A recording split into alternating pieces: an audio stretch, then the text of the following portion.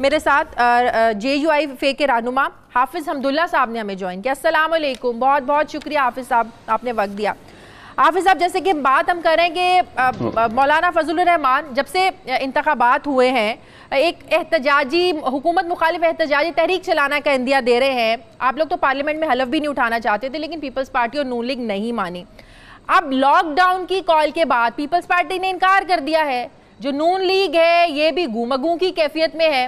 ان دونوں پارٹیوں کا ساتھ نہ ہوا تو کیا آپ لوگ اپنے اس احتجاج کی کال پر ڈٹے رہیں گے؟ بسم اللہ الرحمن الرحیم۔ پہلے تو آپ کی سلام کا جواب وعلیکم السلام۔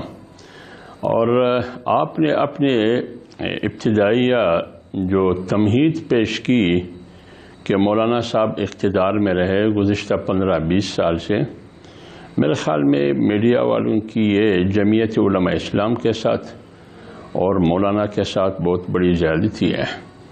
دیکھیں، اگر آپ 47 سے لے کے آج تک جمعیت علماء اسلام کتنے عرصے اقتدار میں رہی؟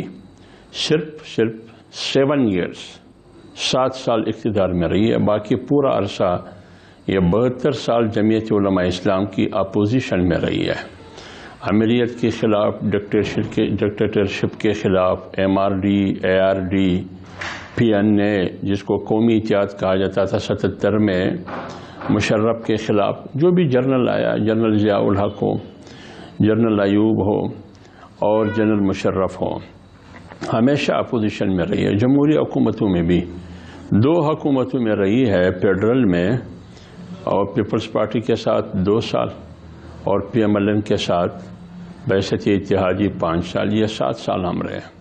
ایک تو میں یہ وضاحت کروں۔ دوسری بات